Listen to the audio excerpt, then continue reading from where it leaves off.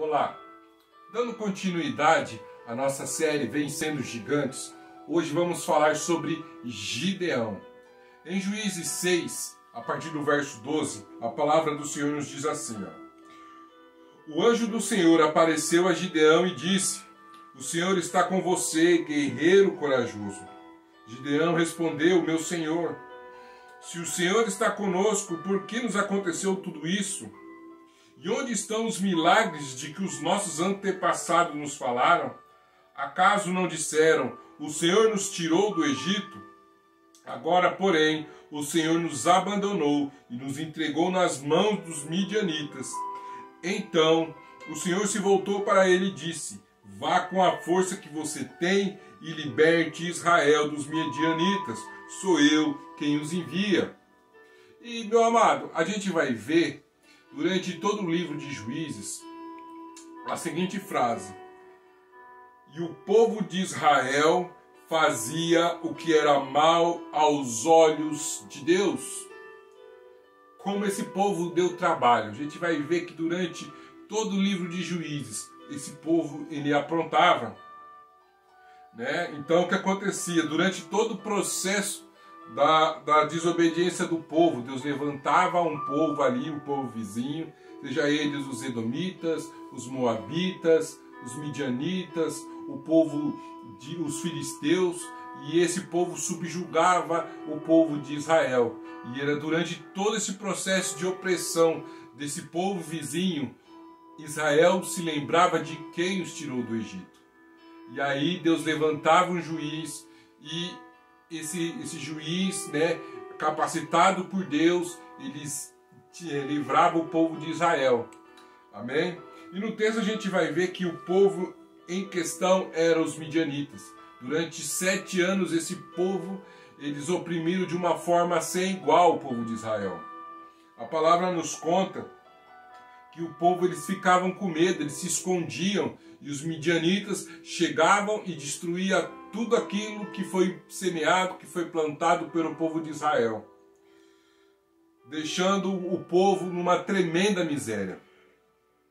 No verso 2 ao 6 de Juízes 6 diz assim: Os midianitas eram cruéis, eram tão cruéis que os israelitas fizeram para si esconderijos nas montanhas, nas cavernas e nas fortalezas. Sempre que Israel fazia o plantio, saqueadores de Midian, de Amaleque e de outros povos do leste atacavam Israel, acampavam na terra e destruíam as plantações até Gaza, levavam ovelhas, bois, jumentos e não deixavam coisa alguma para Israel comer. Esses bandos inimigos vinham com seus rebanhos e tenda, eram como pragas de gafanhotos.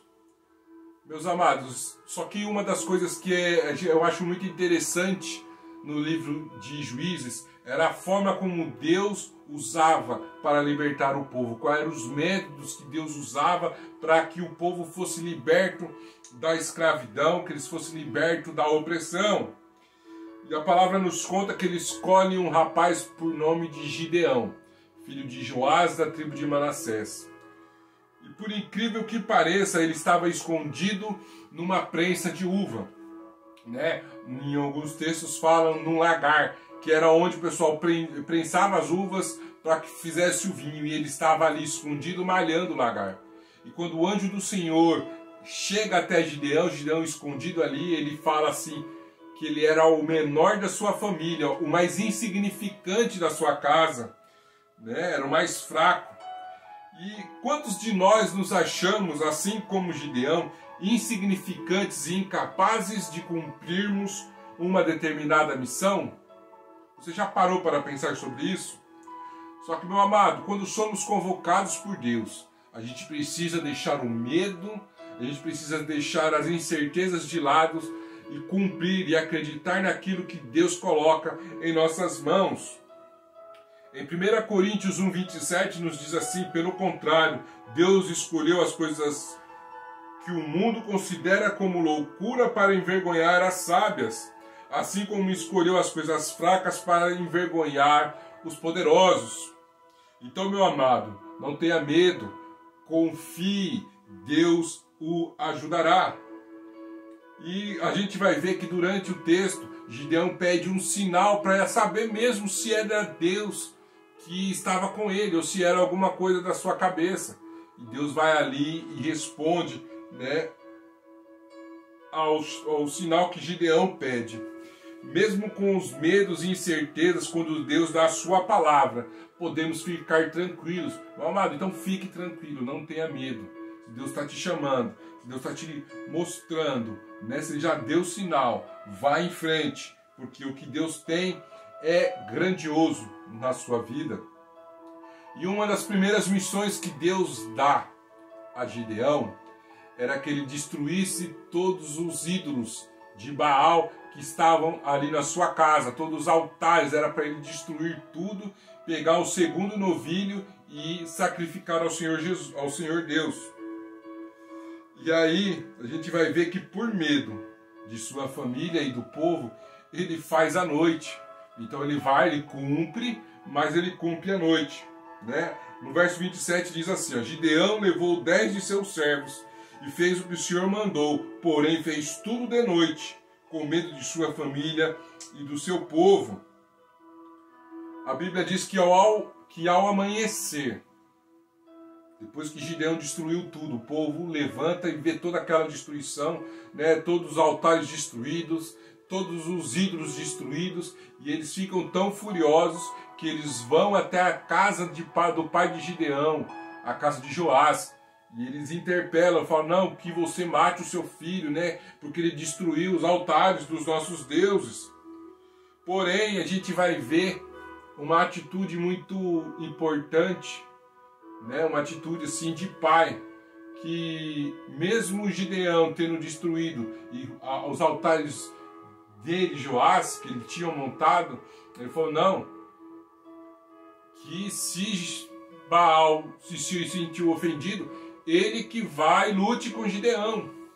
E a palavra fala que o nome daquele moço, a partir daquele momento, deixaria de ser Gideão para ser Jerubaal. Ele seria conhecido como Jerubaal, porque significa que Baal lute. Então, se Baal se sentiu ofendido, ele que lutasse.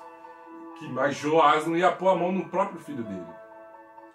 Uma das coisas que a gente vai ver também, que eu estava me pesquisando, é que o nome Gideão significa guerreiro poderoso, né? Lenhador. Mas quando a gente começa a ver a história, a gente vai ver que Gideão, como já foi falado, ele se esconde no lagar com medo dos midianitas. Então, depois dele ter destruído, né, aqueles altares, depois que seu pai o protegeu, né, Jerubaal, ele levanta um povo para que fosse lutar, né, para proteger Israel dos midianitas. Então a palavra fala que ele faz uma convocação, chamando a família de Abiezer e as tribos de Manassés, Azer, Zebulon e Naftali, né? E Gideão então busca ao Senhor para ter certeza que Deus estaria com ele. E aí ele propõe mais outros sinais. A primeira delas, a gente vai ver nos versos 36 ao 40 de Juízes 6, dizendo assim, ó. Então Gideão disse a Deus, se de fato vais me usar para salvar Israel, como prometestes, dai-me uma prova da seguinte forma. Hoje à noite deixarei um pouco de lã na eira, onde se peneiram os grãos.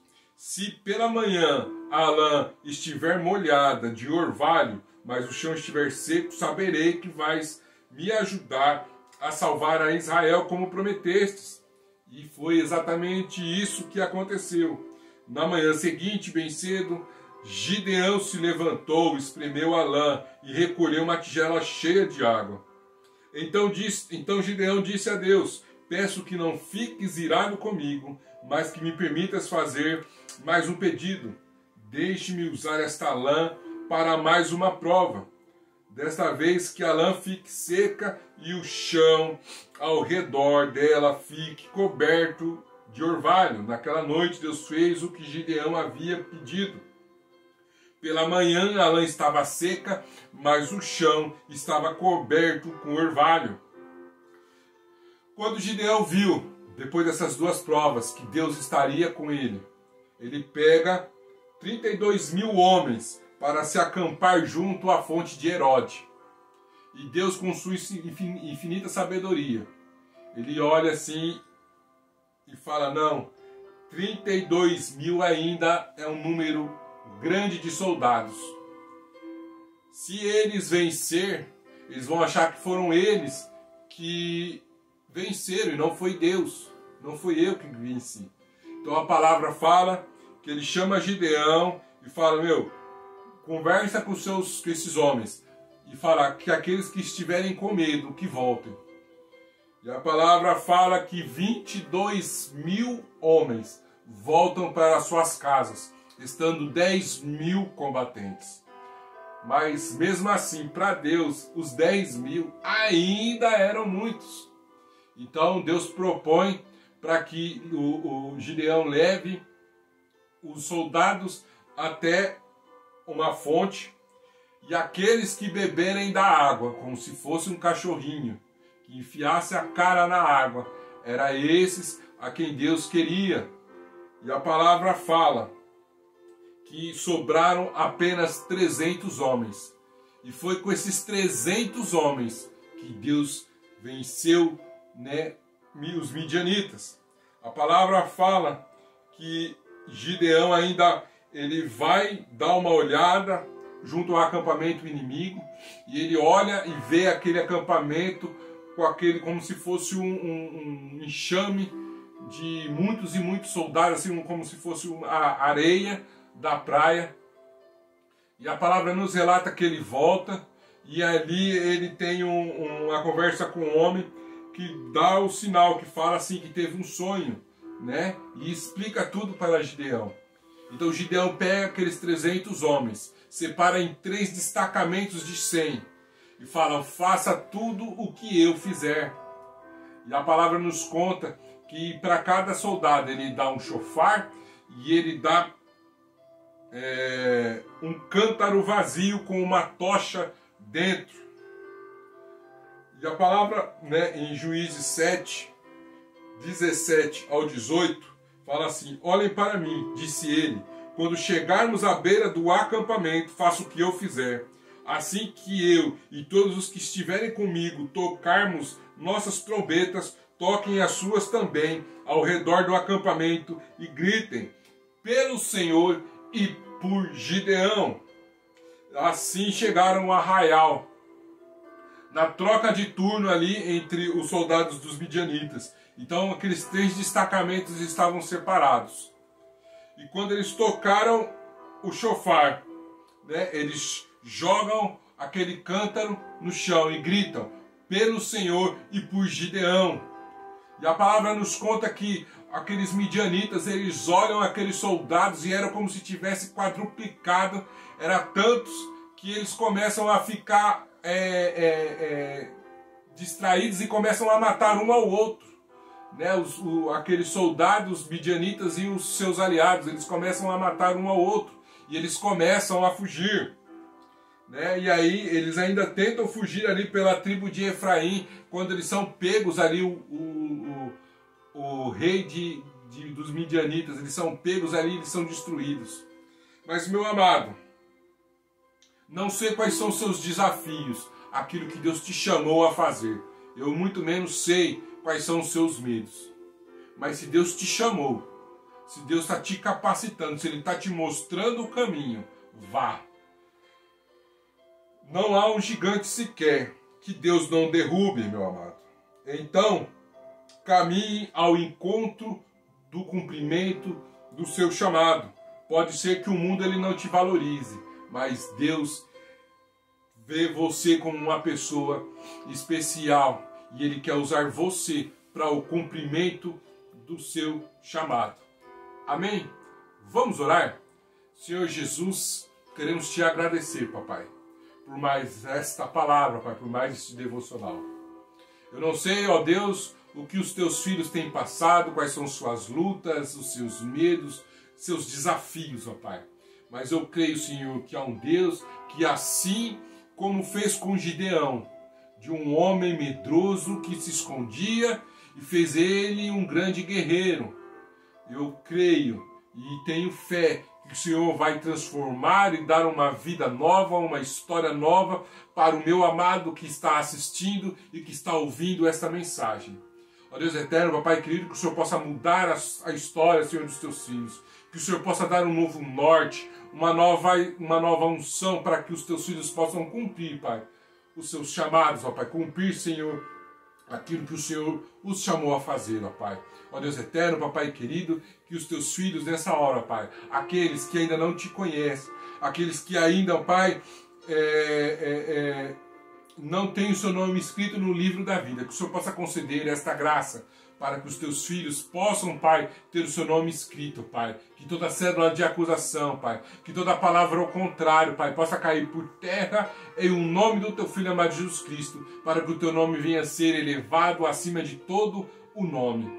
Essa é a minha oração, Papai, em um nome do teu Filho amado Jesus Cristo. É assim que eu oro e te agradeço, Pai. Amém. Amado, não tem desafio maior que você em Deus possa enfrentar. Então, continue a marchar. Se você assistiu o vídeo até aqui, se você ouviu essa mensagem, que você possa curtir, compartilhar com seus amigos, para aqueles que precisam ouvir da palavra do Senhor. E comentem. Amém? Um forte abraço e nos vemos por aí.